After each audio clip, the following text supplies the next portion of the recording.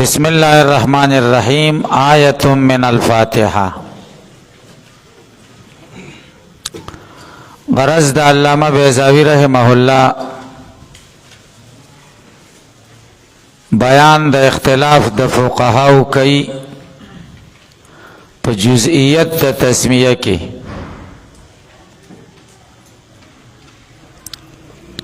چې تسمیه جز من الصورت دی او کنه دی او تسمیه جز من القرآن دا او کنه دا.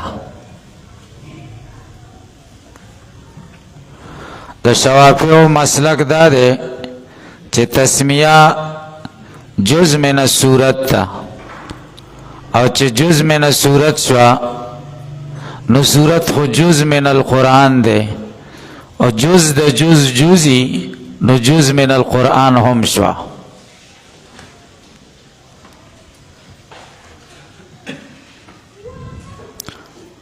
د مدینه منوره د قراو او د بصری او د شام او د هغوی فقهاو او د امام مالک او اوزاعی رای دا چې تسمیه جز د قرآن نه ده.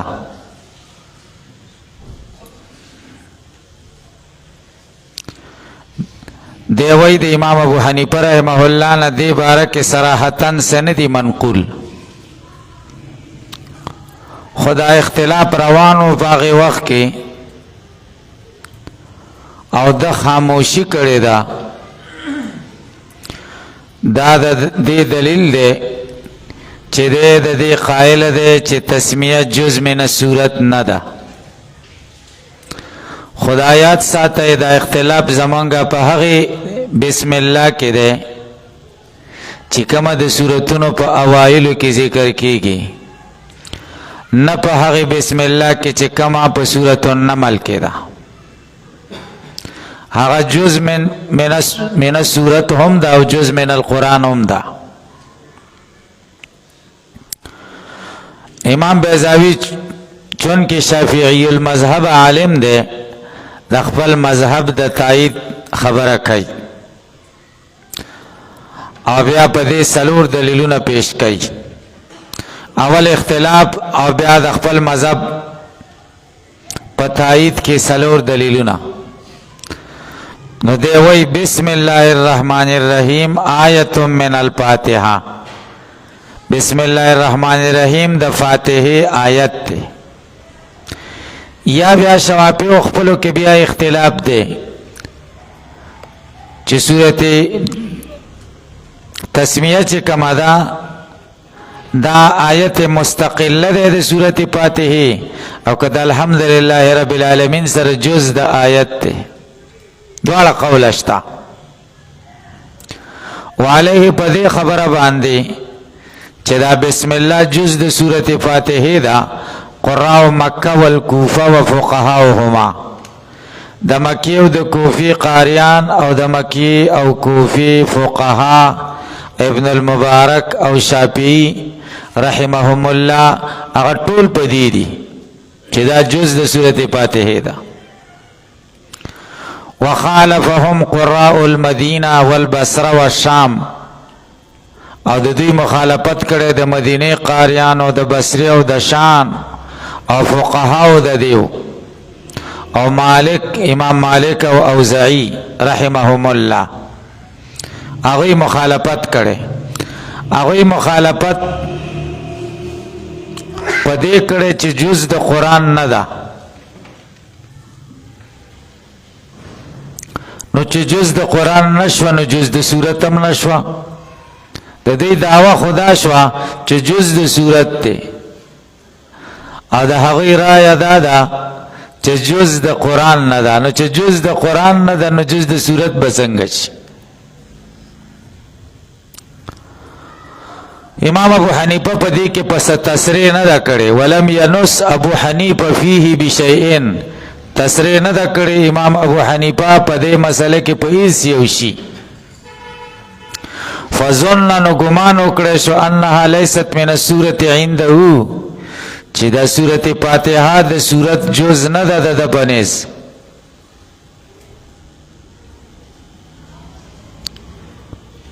خدای د تایید د پاره د امام محمد ابن الحسن شیبانی قول ذکر کئی وسئل محمد ابن الحسن شیبانی عنها د امام محمد رحمه الله نه د تسمیه بارک تپوسو شو فقال وی فرمایل ما بین الدفتین کلام الله د دوو غتو په منځ کې د خدای کلام دی نو سور تسمیه خود دوو غتو په منځ کې د ندم په کلام الله کې داخله شو نو جز د قرآن شو تاسو په پوښتنه ما بین الدفتین کلام الله خود امام محمد د قول نه ګورې دا معلومه نشو چې جز د سورت دی بلکې دا ته معلومه شو چې جز د قرآن دی پتا سو به اعتراض وشي چې ما بین الدفتین کلام الله د دوو غتو په منځ کې چې سدي هغه کلام الله دی نو بیا خو ما بین الدفتین د سورتونو نمونه هم دي دا رکوعات هم لیکل شوي دي بیا دې سره سکے تاسو به جواب وکړئ مراد دفتین دو غتې د هغه مصاحف دي چې کم د تابعین او د صحابه او زمانہ کې وو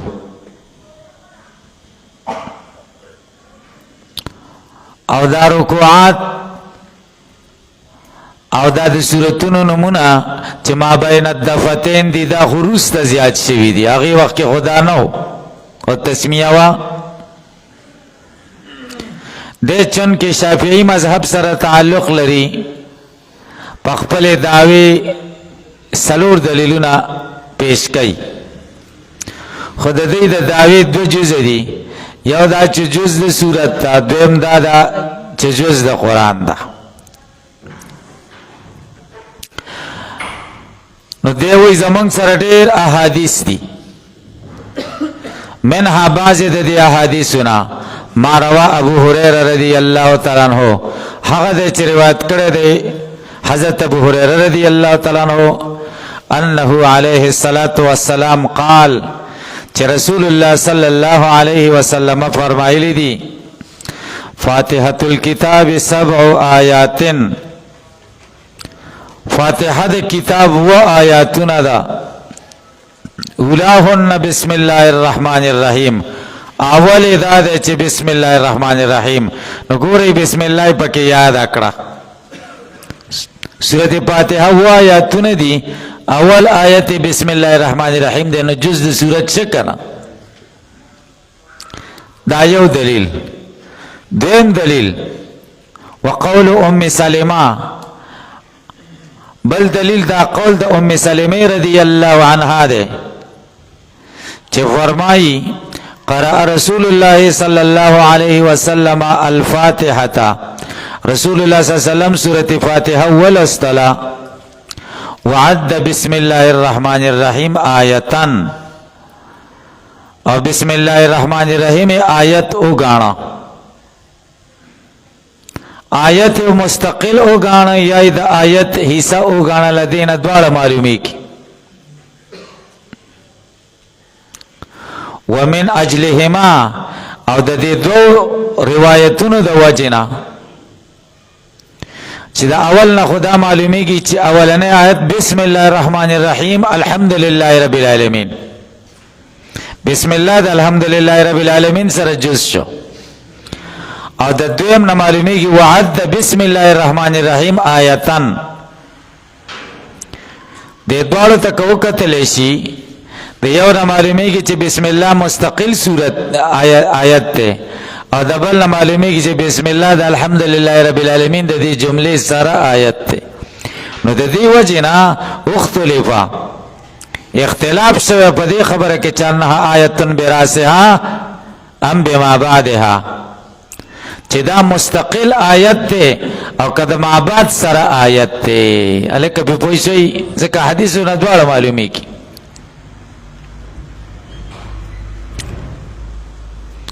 نو دې دوه احادیثونه معلومه شو چې بسم الله جز د سورت او دا د دې داوا ده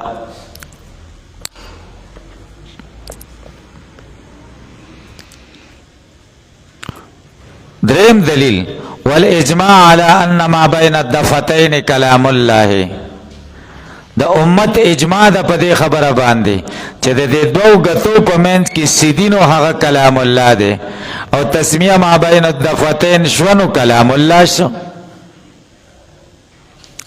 الکه په دریم دلیل پوښتای نو جز د قران شو. څلورم دلیل والوفاق او اتفاق دے د قراو علی اثباتها فی المصاحف، چې تسمیه به ثابت وي برقرار به په مصحفونو کې مع المبالغه فی تجرید القرآن، سره د دینه چې دوی ډیره مبالغه کوي د قرآن په خالی کولو کې چې غیر قرآن ته لري کی، حتی لم تكتب آمین، آمین هم نه لیکل کېږي ځکه غیر قرآن دی. نو که تسمیه غیر قرآن و دا بیت لري کړی و اتفاق دی چې تسمیه پکې شته. الکه تاسو پې پوه شئ. په دې دوو وروستنو دلیلونو باندې اعتراض دی چې ستاسو دعوه عامه ده، ستاسو دعوه خاصه ده چې تسمیه جز د صورت دی، او دلیلونه عام شو چې تسمیه جز د قرآن دی. نو تقریب تام نشو، دلیل د دعوی سره مطابق نش. الکه تاسو به پوه شئ. تاسو به جواب وکئ دعوه خو مخکې دوو دلیلونو نه ثابته شوه او دا دوه دلیلونه هسې د تایید دپاره ذکر کوي. که د اثبات د دعوی نه بعد د تایید دپاره دلیلونه ذکر شي که هغه عام وي هم خیر دی. دویمه دا ده چې دعوه یوه نه وه، دعوه دوه وي.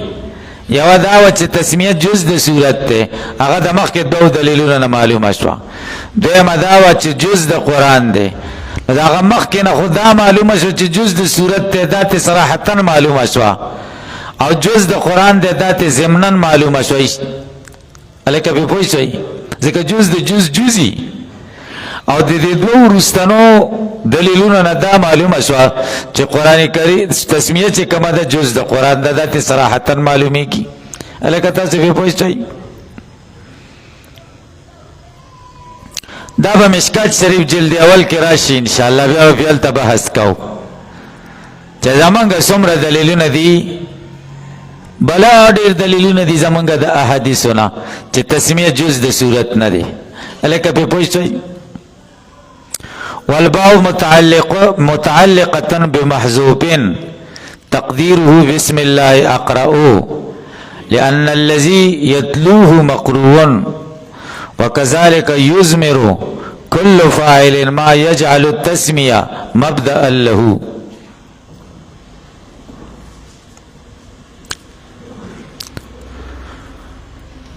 دیجه کہ علامہ بیضاوی او سو خبری بیانول غواړي. اول بسم الله الرحمن الرحیم جار و مجرور دی، د جار و مجرور د متعلق بیان کوي او یوې قاعدې ته اشاره کوي. دویم د بعض حضرات مسلک او په هغې رد کوي چې هغوی وایي چې بسم الله الرحمن الرحیم د اقرأو پورې متعلق نه بلکې د ابتدائی یا د ابتدئو پورې متعلق دی. دریم بدا بیان کې د بعد دویمه معنا او د یو سوال مقدره جواب. اول خبره دا ده چې جار و مجرور دا متعلق غواړي. که متعلق به لفظونو کې وي خو خبره ده، که لفظونو کې نه نو مقدر به راوباسي. که لفظونو کې و جار و مجرور دی ورپورې متعلق که دې ته څه وایي ظرف لغو، او که نه وراودې ویسته دې ته ظرف مستقر وایي. دلته لفظونو کې نشته خو راوباسي به. تاسو به پوه شئ څه شی به راوباسو. دی وایي ښه دا ده چې اقرأو راوباسو. اقرأو ولې راوباسو؟ ځکه د بسم الله نه وروسته دا سړی څه کار کوي چې بسم الله وایي څه کوي؟ قرت کوي قرت. نو دا قرت په دې قرینه ده چې دلته اقرأو پټ دی. هلکه پې پوه شئ. هم بیا قاعده کلیه ذکر کوي هم دقه شان هر فاعل چې کار کوي چې کم کار کوي د هغه کار مناسب فعل به راوباسي. هلکه تاسو پې پوه شئ. والباء متعلقة بمحذوف، با متعلقه ده د محذوف پورې. تقدیر داسې ده بسم الله اقرأو، خاص په مدد د نوم د الله زه قرت کوم.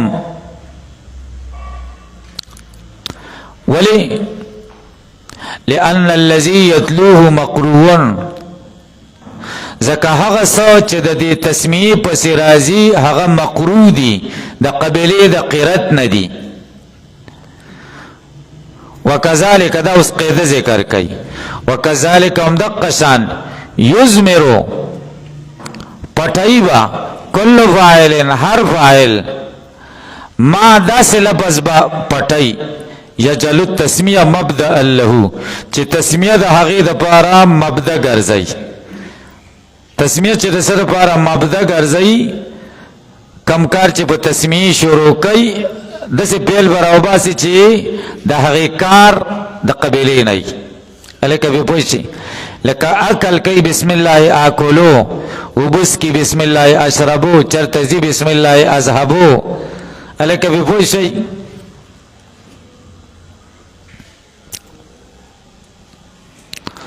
وذلك اولا من ان یزمر ابدأو. دا اوس د بعض خلکو مسلک ذکر کوي او په هغوی رد کوي چې هغوی وایي ابدأو راوباسو اقرأو نه راوباسو. ولې؟ ځکه ابدأو فعل عام دی او فعل عام راویستل غوره دي. نو جواب دا دی چې فعل عام راویستل غوره دي په هغه صورت کې چې په فعل خاص څه قرینه نه وي. چې په فعل خاص قرینه و نو بیا فعل عام راویستل غوره نه دي. وذالک اولا دا اقرأو راویستل غوره دي من د دین ان یزمر ابدأو، چې ابدأو دي پټ شي. ولی؟ لعدم ما یطابقه وما يدل علیه، د وجه د نشوالي د هغه څه نه چې مطابقي د دې سره او د نشوالي د هغه څه نه چې په دې دلالت وکړي. ما يدل علیهم پې نشته او څه ورسره مطابق هم نه دي چې هغه کار دی. او ابتدائی چا ویلی چې ابتدائی راوباسو بسم الله الرحمن الرحیم ابتدائی دی وی دام غوره نه ده. ولی؟ لزیادت ازمار فیه، ځکه ازمار پکې زیات دی. ازمار ځکه ثابتون به هم راوباسي. ابتدائی ثابتون بسم الله الرحمن الرحیم. هلکه پې پوه شئ. نو زیادت د حذف پکې راځي او تقلیل د حذف دا غوره دی د تکثیر د حذف نه. تاسو پې پوه شئ. درود شریف اللهم صل